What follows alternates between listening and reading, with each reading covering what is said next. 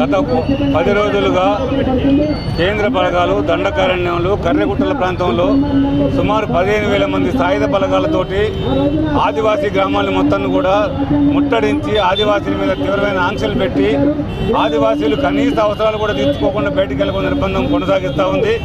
మావోయిస్టుల ఏరివేత పేరుతోటి ఇవాళ ఛత్తీస్గఢ్లో కేంద్ర బీజేపీ ప్రభుత్వం అనుసరిస్తున్నటువంటి మారణకాండని తీవ్రంగా ఖండిస్తూ ఆపరేషన్ కగార్ని నిలిపివేయాలని చెప్పి సాయుధ బలగాలను ఎన్నికలు పంపాలని చెప్పి మావోయిస్టులతో శాంతి చర్చలు జరపాలని చెప్పి డిమాండ్ చేస్తూ ఇవాళ ఇక్కడ CPM, CPI, ML, Congress, BRS మొత్తం రాజకీయ పార్టీలు, ప్రజాస్వామిక వాదులు, ప్రజా సంఘాలతో ఇవాళ భారీ ఎత్తున ఇక్కడ మానవాళిని నిర్మించడం జరుగుతూ ఉంది. ఈ 6 డిమాండ్లు ప్రభుత్వం తక్షణం ఆమోదించాలని చెప్పి కోరుతా ఉన్నాం. తక్షణమే ప్రభుత్వం ఎన్నికకి పోవాలి, అక్కడ కాల్పుల విరమణ పాటించాలి, సాయుధ బలగాలు ఎన్నికకి తీసుకోవాలని డిమాండ్ చేస్తూ ఉన్నాం.